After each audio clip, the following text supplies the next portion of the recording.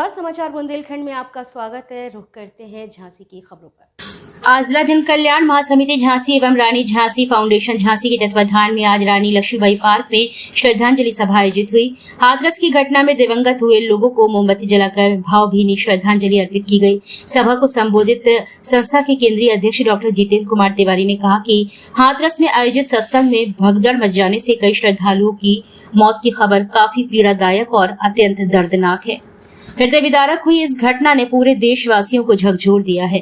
दिवंगत लोगों के परिजनों को 5-5 लाख रुपए तथा घायलों को 2-2 लाख रुपए मुआवजा दिए जाने की मांग की गई है।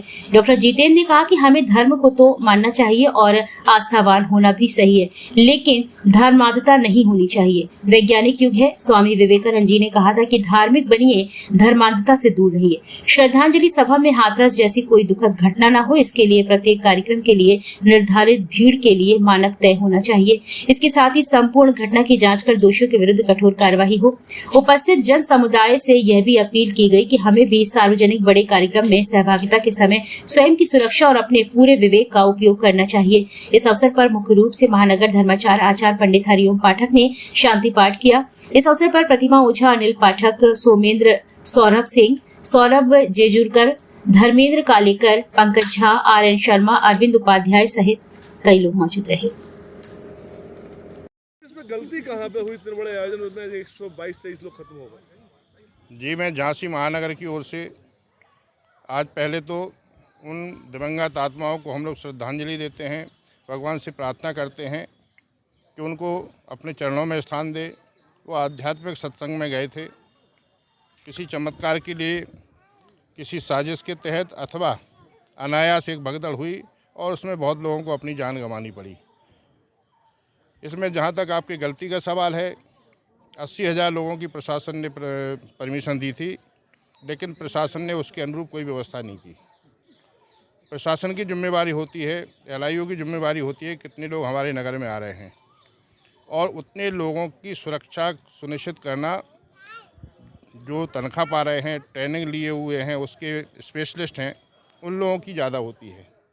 आयोजक क्योंकि अनट्रेंड होते हैं, पूरा प्रयास करते हैं, लेकिन उनसे गलतियां होने की संभावना रहती है।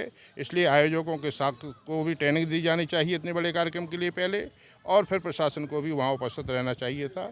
इसमें दोनों की ओर से गलती है। आयोजकों की ज़्यादा है कि उन्होंने कोई प्रशासन का सहयोग नहीं मांगा। इस प्रकार का प्रशासन से कहा उन्होंने कि हम व्यवस्थाएँ कर लेंगे, और वहीं उसी जगह प्रशासन चूक गया उनकी बातों में, और इतनी बड़ी दुखद घटना हुई है। मैं भविष्य के लिए शासन प्रशासन से प्रार्थना करूंगा कि ऐसी गलतियां ना हों। प्रशासन की जिम्मेवारी है, वो तनख्वाह लेते हैं, जनता के नौकर हैं। जनता की जान को बचाना प्रशासनिक अधिकारियों की जिम्मेवारी बनती है। उन्हें वहां उपस्थित रहना ही चाहिए बड़ी भीड़ में, तो निश्चित रूप से ऐसी घटनाएं टाली जा सकती हैं। जय श्री राम। किस विषय पर देखिए, वीरांगना महारानी लक्ष्मीबाई पार्क में आज जिला जन कल्याण महासमिति और रानी झांसी फाउंडेशन के संयुक्त तत्वावधान में हम लोग यहाँ पर एकत्रित हुए। बड़े दुखी मन से हम लोग यहाँ पर एकत्रित हैं। मैं बता दूँ आपको, विगत 2 दिन पूर्व हाथरस में एक बड़ी दुखद घटना हुई, पूरे हिंदुस्तान को जिसने झकझोर दिया। सैकड़ों लोग काल के गाल में समा गए। उनके परिवारों को धैर्य धारण करने की शक्ति प्रदान के लिए हम लोग सब लोगों ने यहाँ पर प्रार्थना की, सामूहिक प्रार्थना की। महानगर धर्माचार्य आचार्य पंडित हरिओम पाठक जी ने इस प्रार्थना सभा में उन दिवंगत आत्माओं की शांति के लिए शांति पाठ किया। इस अवसर पर हमने मांग की कि जो लोग दिवंगत हुए हैं उनके परिवारों को 5-5 लाख रुपया सरकार प्रदान करे, घायलों को 2-2 लाख रुपया कम से कम प्राप्त हो, और जो लोग इस घटना के जिम्मेदार हैं उनको जो है सजा अवश्य मिले। साथ ही साथ हम लोगों से ये भी अपील कर रहे हैं, हमारा आस्थावान होना बहुत ज़रूरी है। हम आस्थावान रहें, हम धर्म प्रेमी रहें, हम धर्म को भी मानें, लेकिन हमें धर्मांध नहीं होना है। हमें किसी ऐसी बात पर भरोसा नहीं करना है जो आकस्मिक कोई चमत्कार कर देगा।